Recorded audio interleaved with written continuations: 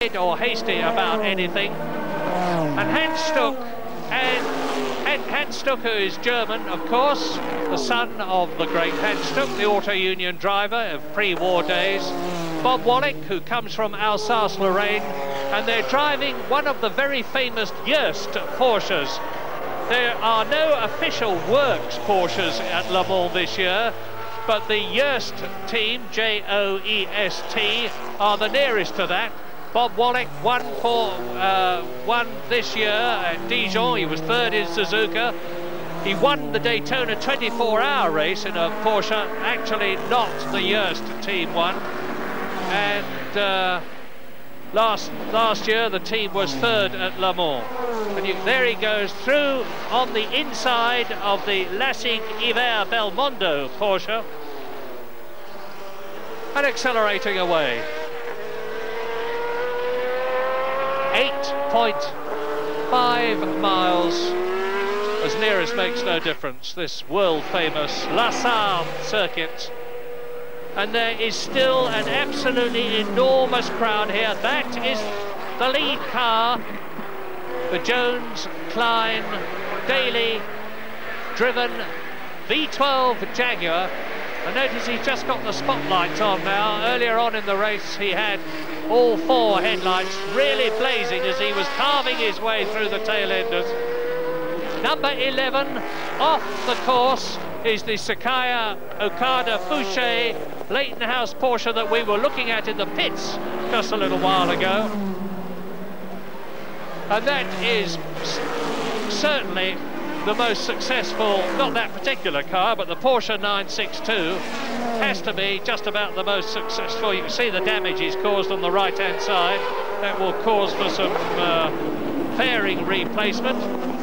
But this is the 8th year of the 962, which came from the 956 Porsche, and it's dominated Le Mans and touring car racing during that time until Jaguar came along last year and took over the lead. And there is the lead car again, looking and sounding absolutely superb.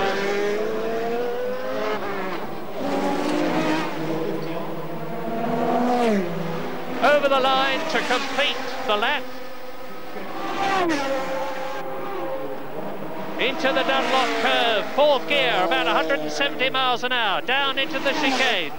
The left, the right, now underneath the Dunlop bridge, into the world-famous S's, the left and right at 135 miles an hour. This is the lead Jaguar, up to Tête Rouge, the right-hander, third gear.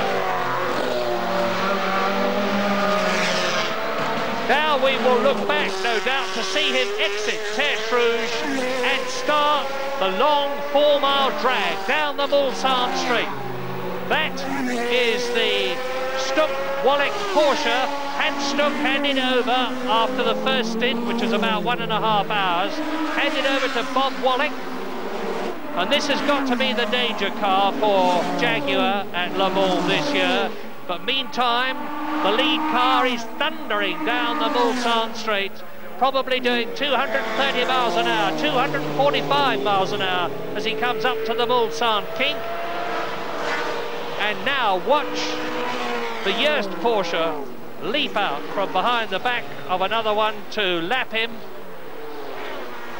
And I confirm that the race order is still the Jones, Daly, Klein, Porsche, Jaguar in the lead, with Schlesser's Mercedes in second position, and he's sharing it with Jean-Pierre Jabouille and Alain Coudini. It's now the Jaguar of the Perte brothers and Salazar in third position. Alesi is in fourth position with Hoy and Dominic Dobson in a Porsche. So it's Jaguar leading, Mercedes in second place, Jaguar third, Porsche in fourth position, and in fifth place the Jochen Maas, Reuter and Stanley Dickens Mercedes.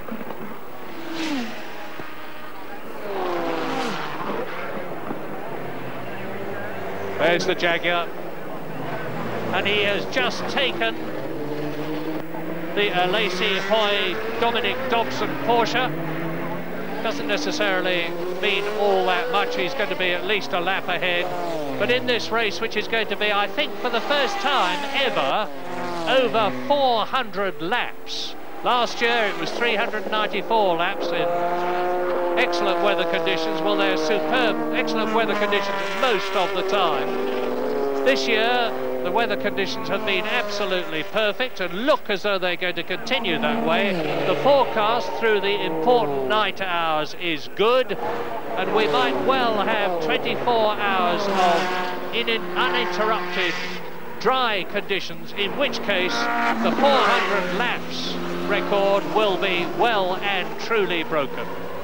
400 times 8.5, that will be the race distance, well over 3,000 miles. It's Derek Daly, incidentally, driving now. Race order then. With Derek Daly leading, driving, number 3 in the lead. In second place now, driving, is Bob Wallach in the Porsche. In third position, it is the Jelinski Winter Raphanel Porsche. In fourth place now is Jan Lammers. In fifth place is the Mercedes of Mauro Baldi, Kenny Atchison and Gianfranco Brancatelli. And in sixth place, Jean-Louis Schlesser, Jean-Pierre Jabouille and Alain Coudini in Mercedes.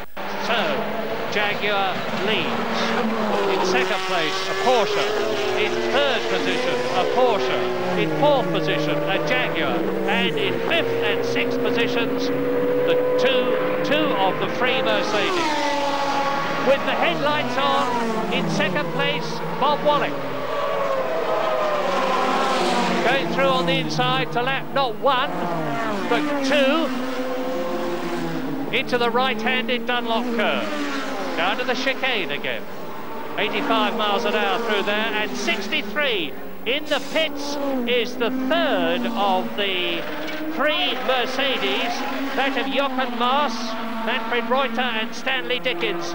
And I wonder, do they have a brake problem? You can see they've got the wheel off, looking into the wheel arch. A lot of agitated German being shouted there. On goes the wheel, and this is not a normal scheduled pit stop. There's some sort of a problem there. Meantime, the Jaguar remorselessly bores on, building up the lead, covering the distance. Derek Daly, the man who used to drive in Formula 1 Grand Prix racing for the Williams team. Now, Jochen Maas did the first stint. Well, this is bad news for Mercedes. Off comes the fairing from the front of the car. And I really am guessing, because I can see no more than you can, but my guess is that there is a brake problem, maybe some problem with the caliper. And Derek Daly, unknowingly and certainly unworriedly, continues on his very happy way in the Jaguar. So one Mercedes in trouble, but that was neither of the Mercedes which were in the top 6 places. It's still the Baldi, Atchison, Brancatelli Mercedes in 5th place. It's still the Schlesser, Jabouille, Coudini Mercedes in 6th place. And you are looking at, as he disappears, the leader, Derek Daly.